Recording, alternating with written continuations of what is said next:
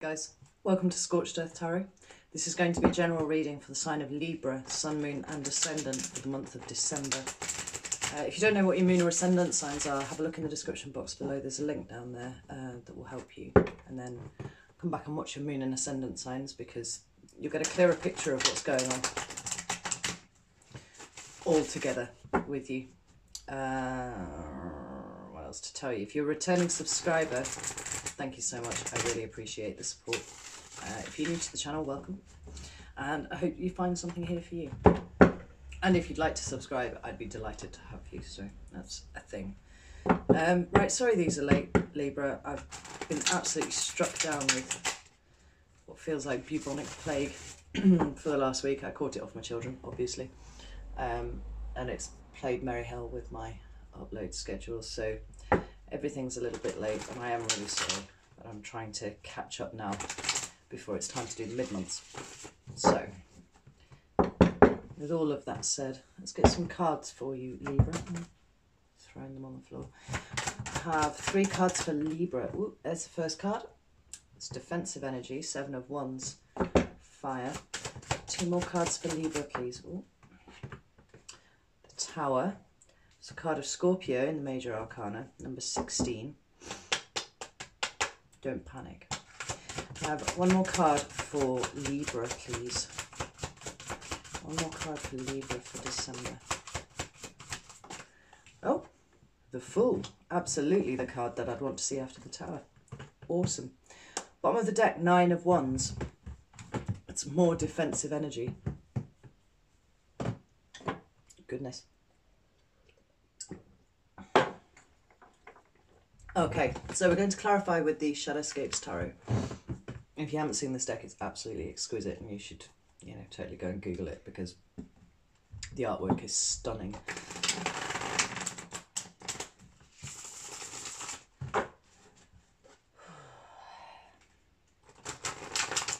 I'm just going to pull some clarifiers for each of the cards that I've pulled out and then we'll get on with the reading. If you don't want to see that, there's a timestamp at the bottom. Just go down to the comments box and follow that.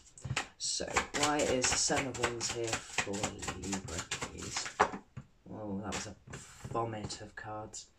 I'm not going to take them because there's like 7 cards there. Shuffle them back in if they want to come out, I'm sure they will. Why is the 7 of Wands here for Libra?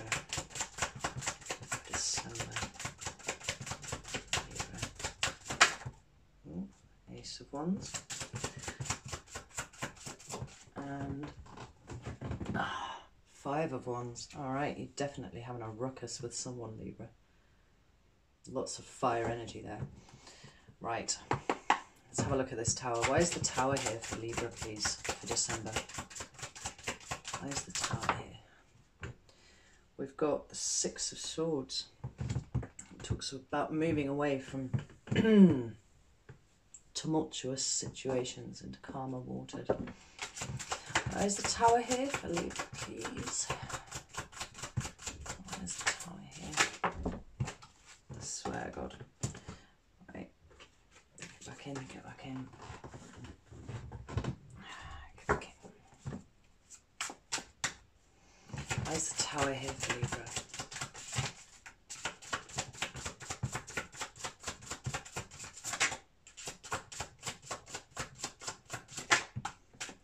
Ace of Pentacles, interesting. Endings, beginnings, beginnings.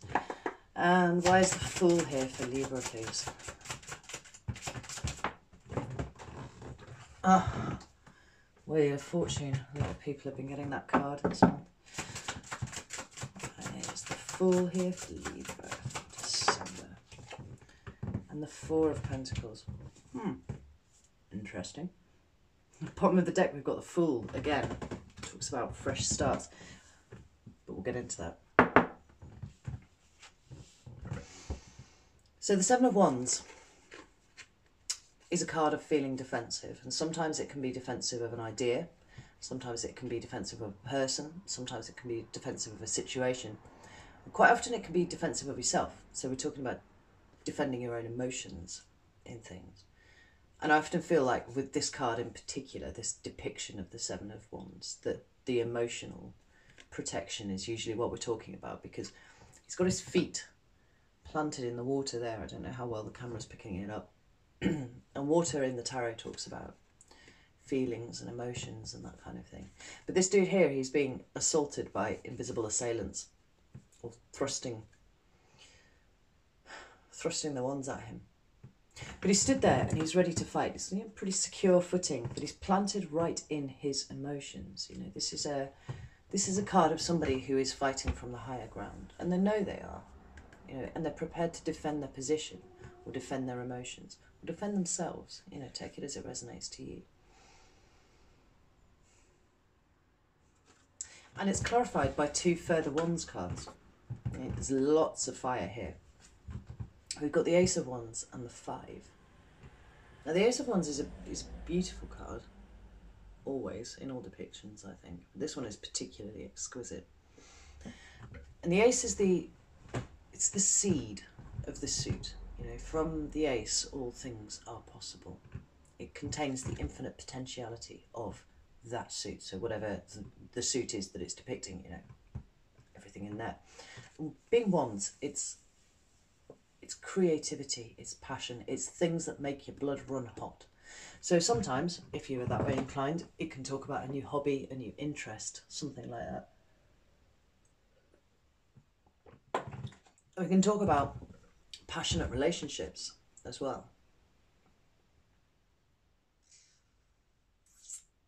It can talk about a new business, potentially. It's something you're super enthusiastic about.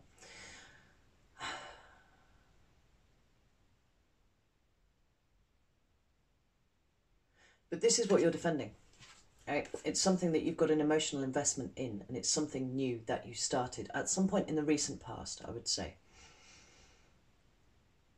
And you planted it in the ground, and it's starting to bloom.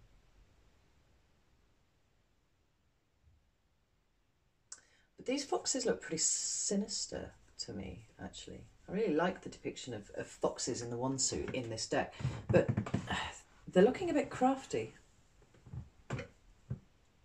They're standing on each other's backs, and it's almost like they're trying to pull it down, or at least get up to the top so they can gnaw on it a little bit. I don't know. And then we've got the 5 of Wands and more foxes. Now 5s talk about change. You know, they talk about like situations adjusting, and it's usually uncomfortable. So it talks about conflict a lot of the time. You know, locking horns with people about things. And it's funny, I didn't even look at this card when I was looking at this one, with the foxes climbing on it, looking like they're trying to chew it. And most of the 5 wands in this card are depicted in the ground. Excuse me. Oh my God, I'm so ill. And the foxes are climbing these ones as well, and they're kind of hanging off them. Like this one looks like it's trying to pull it over. This one definitely is trying to pull it over. There's been a ruckus with someone over a new start that you've had in something, you know, whether it's a relationship or a situation or something, and you've been left feeling very defensive about it. I seem to recall your reading last month talked about jealousy and envy surrounding you about something, and that's very much what I'm getting off this. Like these foxes are trying to tear these wands down because they don't want to see you succeed. And there you are, trying desperately to defend all of it. And there's one little sleeping dog at the bottom. And maybe you've got an ally in someone, but they're not really doing that much to help. I don't know. Take it as it resonates to you. But there's definite conflict, and there's definite defensive energy coming from you. And the next card we've got is the Tower. Like I said, it's the card of Scorpio, so it's 16 in the Major Arcana. And it's dramatic. Like there's not really any way of getting around that. Like, it's a dramatic card. Because it's a fairly dramatic energy, what the Tower does is it pulls down anything that isn't built on solid foundations. So this obviously can be extrapolated out into lots of different ways. But for me, there's a very high emotional component on this one, because this tower, just as this depiction of Seven of Wands, has got a lot of water in it, and you know, there's a big stormy night, and there's lightning hitting the tower and everything. But the idea is, if it's not built properly, or it's not maintained properly, whatever this situation is, then all it takes is one really good strike of lightning to reduce it to rubble. And that's good, because that enables you to rebuild, you know, from the ground up, something that is solid and something that will last. Yeah, there's a harp in the front here, and it's tipped over, and for me, harps talk about harmony and peace and things like that. You know, well, what this is, what you're either literally just about to experience or have already, you know, experienced. This tower has already fallen. Has really knocked your sense of peace. It's shaken, in fact, your understanding of a situation right down to its foundation. It's not what you thought it was. Coming off the back of this conflict and this defensive energy, I'm not surprised. Now, the two cards that you've got to clarify here are quite interesting, because you've got the Six of Swords and the Ace of Pentacles. Now, inherent within the tower is the notion of an ending. I should say that, you know, because if something's getting torn down, like, it's not going to exist in the way that it did before. And then you rebuild. So ending, beginning. Just like the Death card, when you see that, that's an ending with a beginning, because that's the way energy works. You know, there's when something ends, something new begins. But for something new to begin, you have to have space for it in your life in the first place. And this is what the tower does. The tower creates space. So inherent within this tower is a new beginning. And here we have a new beginning right here. But first, we've got a moving away of something. Now, in the standard depiction of the Six of Swords, there's usually a woman and a child in a boat, and they're you know, you just see them from behind, and they're going from choppy waters into calmer waters. They're moving along. But this is different. All Six Swords here, rather than being in the boat with the people like they are in the other depictions, these are stabbed in the ground, and they've got crows sat on the top of them.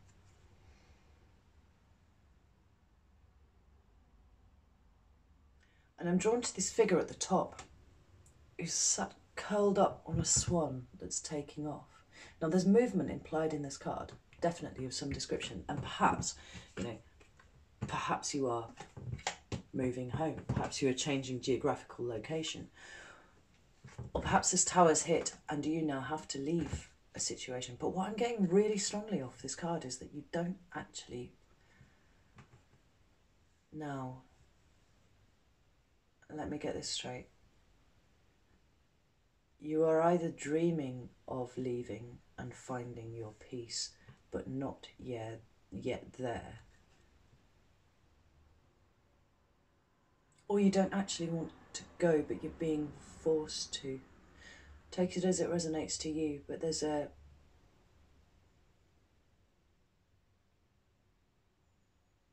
restriction in here somewhere. Like, the movement isn't, I'm not getting as much movement as I'd want. I'm getting either a want to move or a want to stay. There's a restriction there somewhere. And what you want to move towards is this Ace of Pentacles. Ace of Pentacles right here. And Ace is, like I said, potentiality of the suit. And being Pentacles, it talks about resources. It can talk about money, yes, but more often than not, it is resources. Physical resources, mental resources, you know, this can be emotional resources also.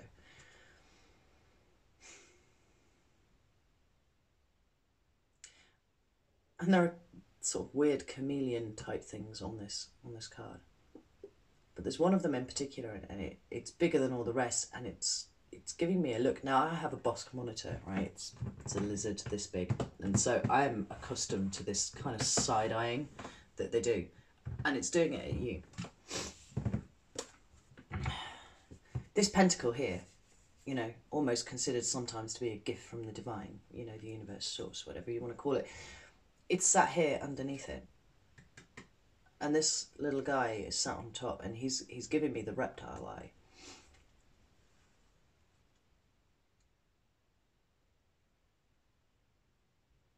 And it's almost like he's questioning why you're not taking it. You know, it's here. It's literally here dangling from a tree for you. Why aren't you taking it? Which is really interesting to me. And there's a woman trapped in the branch of the tree just there. She's actually of the tree. You know, and trees are structure, you know, the things that are firmly rooted. Maybe taking this pentacle is going to have to uproot you more than you are comfortable doing, and whilst you may be dreaming of it, possibly, you don't really want to do it. Or maybe you're dreaming of doing it, but you can't because you're restricted. I'm getting real restriction here in some way. Like, what the Tower will do is free up whatever's holding you back, whatever's restricting you, because that's what the Tower does. You know, quite often with the Tower, we have been given multiple opportunities to sort this out for ourselves, and we have not done it. We have not taken those opportunities. And so then the Tower comes in and goes, right, well, I'm going to do it for you, because you're clearly not going to do it yourself. But I'm getting real sense of restriction of movement here, whether willing restriction or unwilling restriction. You're either holding yourself back or somebody else is holding you back. Take it as it resonates to you. But then, beautifully, what we've got is the Fool. And like I said, like, I always like to see the Fool after the Tower, after death, after any card that speaks of endings of any sort. I want to see the Fool, and you've got it twice. It was at the bottom of both decks. You know, this is a card of taking a leap into the unknown, is what it is. In perfect trust that you will be okay. Because what's really inherent in the meaning of this card is that you don't actually know where you're going. You don't know how, you know, where you're going to end up. You don't possibly even know how you're going. You just have to trust. You put one foot in front of the other, or leap off a cliff, or whatever, and you're going to end up in the right place. You know, it's an absolutely beautiful card, but there is absolute movement here where it is restricted here. And it's a fresh start. Yeah, it is a fresh start. The horse is white, it's pure. The dog is white, it's pure. And they're taking a hella leap across that chasm there. Yeah, there's a little rainbow down there. You know, like, whatever restrictions you're experiencing, whether they're self-imposed or imposed by someone else, you're about to shake those free with a little bit of assistance from the universe. And that is only ever a good thing. And then we have the Wheel of Fortune. Now, the Wheel of Fortune usually depicts the 4 fixed signs. So we've got, you know, Aquarius, Taurus, Scorpio and Leo on here. And so sometimes this card can talk about, you know, the involvement of one of those signs in this thing. But this one actually doesn't depict them. So we're going to kick that out straight away. But it still does talk about the turning of the wheel. You know, fortunes go up, fortunes go down. That is the nature of life, you know. It talks about ends of cycles as well. And particularly these two cards together, we're talking about an intervening of fate. Right? But for me, this card usually only shows up when your fortunes are going to improve in some manner. Like, and that could be, you know, resources, or it could be in ideas, it could be an improvement in communications, it could be an improvement in, you know, just being in the right place at the right time, the right thing, you know, talking to the right person suddenly opens up a whole load of doors for you, because that's what I feel like is going to move you. It's knowing that there is a door open, even if you don't know what's through the door, just having that door open. The Wheel of Fortune says that those doors are opening. That is starting to come. And then we've got the 4 of Pentacles, which I find slightly perplexing, because 4s talk about stability and security and, you know, and all that kind of thing. And then we've got, you know, Pentacles, which talk about resources and stuff. But this one talks about holding on too tight to things. You know, it's not paying due care and attention to, you know, the law of attraction, which states that everything is energy. And, you know, to get more of something, you have to let it freely move in and out of your existence. If you focus too hard on keeping hold of something too much, the energy that you are kicking out is one of fear. Because if you fear letting this go, because you may not get it again, you may not be able to hold on to this again. You need to drop that because you've got good things coming in. But you may ultimately block those good things if you try and hold on to previous things, previous resources, previous relationships, previous situations of some description. I'm going to pull another card for that because I'm quite interested. But it is absolutely a card of holding on too tight, and you cannot start something new. You cannot start with fresh energy. Ace of Pentacles in the middle of the deck there. If you are clinging to old energy, if you are radiating fear about the loss of something. Okay. That'll do. Right. Why is the Four of Pentacles here for Libra, please? Why is the Four of Pentacles here for Libra?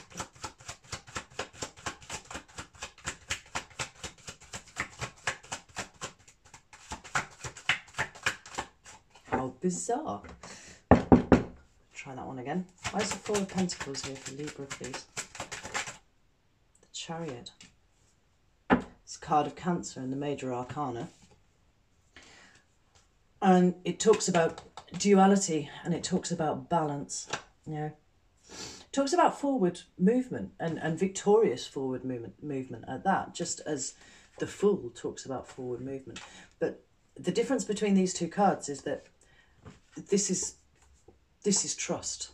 You know, trust that there is a plan for you and you can, you know, that you will always be okay. It doesn't matter if stuff goes to bits around you, because ultimately you will not go to bits and you will be fine. You will learn lessons, you know, and that's the Wheel of Fortune talks about learning lessons equally. But this is a card of self-determination. You know, this is a card of being able to choose for yourself. It's a card of great liberation, actually, as is the Fool here. And it's at polar opposites to this energy that you are holding yourself in, and that energy, definitely.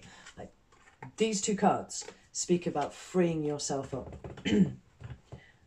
balancing yourself, you know, and that is unbalanced there. You know, you need to balance yourself out and exhibit self-discipline, self-control. You know, this dude here, he's got two sphinxes to pull his chariot, but he has no reins. Like, he's doing it all with the power of his mind. And they want to go off in opposite directions. You know, it's duality, it's light and dark, it's black and white, it's all of those kind of things. You need to hold all of these things in perfectly attuned balance in order to move forwards. And in order to do that, you need to know what to release and when to jump.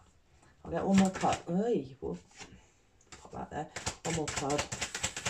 Libra, please. December. Queen of Swords. Yeah, now that's your queen. That's Libra right there. Okay.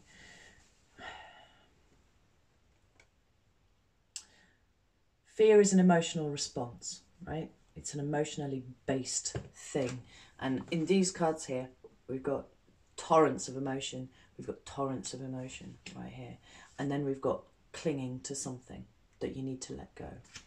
Like, the Queen of Swords energy will absolutely help you look past all the emotional stuff, because that's where all this conflict is. It's all emotionally based, right? But this queen employs logic. She employs reason, and she uses her intellect to reason her way out of things, or reason her way through things. And you know, she's pretty self-disciplined as well. She has complete control of her mind and her thoughts and her expression, you know, whether that's like open communication or just the way that she talks with herself. You know, take it as it resonates to you, but it's about control, and it's about balance, and it's about logic. Like, this is not a month to let your emotions get the better of you, and they are going to get the better of you, because that is an emotional thing. So I've just noticed here as well, so this dude is planted in his emotions, very defensive, stuff like that. The emotions are washing all around this tower and knocking it down. In here,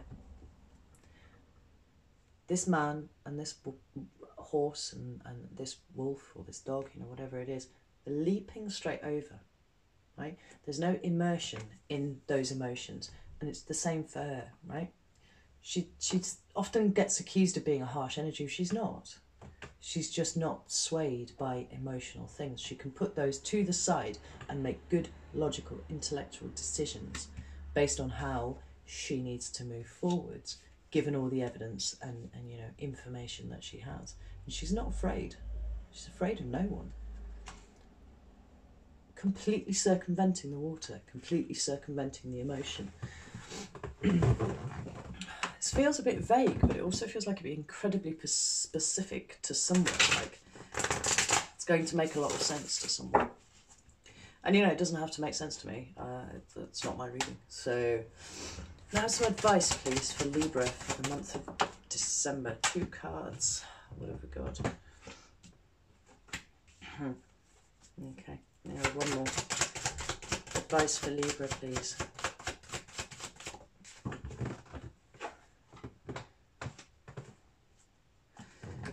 So now we've got the Ace of Swords, the Nine of Wands, and the Seven of Pentacles. This is a card of being of overthinking, of being stuck in your head. It's the Eight of Swords, you know. And look, absolutely wallowing around in emotions again. Like, do not allow yourself to overthink this situation. Do not plant yourself in your emotions when making decisions about things and trying to decide how to move forwards. The Nine of Wands. This is, you know, we've got the 7 already. We've got the 9 here. You know, this dude's pretty battered. But he's got one last fight in him.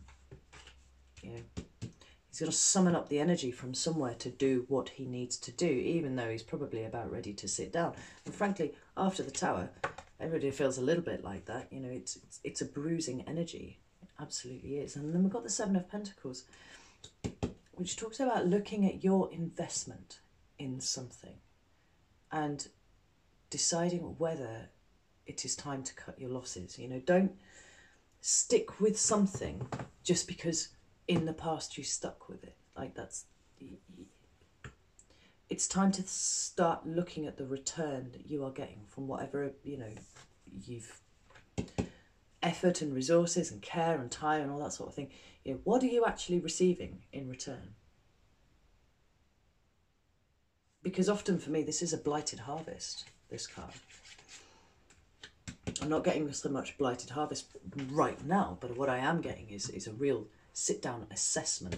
And these two cards together, you sit down and assess logically where you're sat and whether it's a comfortable fit for you or whether it's time to move on, because you've got the Fool twice.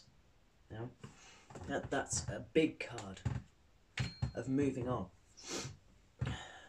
And travelling light, you know, he's literally got his stick there with his, you know, belongings in one little bag. He's not taking his baggage with him. He's leaving it behind and he's leaping off into the unknown. So I'm going to leave it there, Libra. Like I said, makes absolutely no sense to me, but quite often these readings don't. It doesn't need to. If it resonated with you, I'd love it if you leave, you know, a like or a comment or something like that. And if you haven't subscribed, please do consider doing so. And I will see you in about a week or so for the mid-months. Okay, take care, Libra.